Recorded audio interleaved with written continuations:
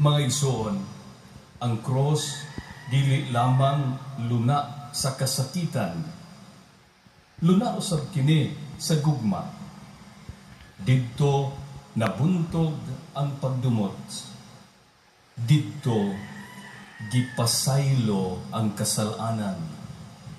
O didto nahimugso ang paglaom. Ang cross dili lang busa mosunod kita ug mosunod kita sa misteryo sa kasakit o kamatayon sa Ginoo. Ug tugutan nato nga ang mga pulong ni Jesus muhikap sa atong mga samad, muayo sa atong mga kasing-kasing ug mubag-o sa atong mga kinabuhi. Kining balaan nga panahon, mudala unta kanato ngadto sa mas lawom nga pakighimamat ni Kristo.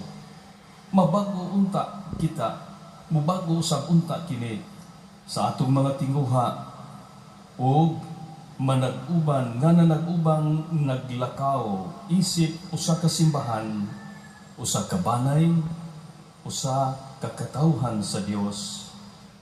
Isip magpapanaw diha sa paglaom nga nagpanaw padulong sa sentenaryo sa simbahan sa Sugbo. Karon atong pagasugdan ang atong pamalandong sa katapusang 7 ka mga pulong ni Jesus samtang siya nagbitay sa krus. Unang pulong, Amahan, pasayloan sila kay wa sila masayod sa ilang gibuhat. Ang unang pulong, Amahan, pasayloan sila kay wa sila masayod sa ilang gibuhat. Kinutlog gikan sa Ebanghelyo ni San Lucas kapitulo 23, versikulo 24. Taliwala sa kasakit, pag-ampo sa kapasayloan, maoy gitubag sa Ginoo. Ang cross na himong dapit diin gipaminaw sa Dios ang atong kahuyang o gitubag kini pinaagi sa iyang dakong gugma aron kitang tanan maluwas.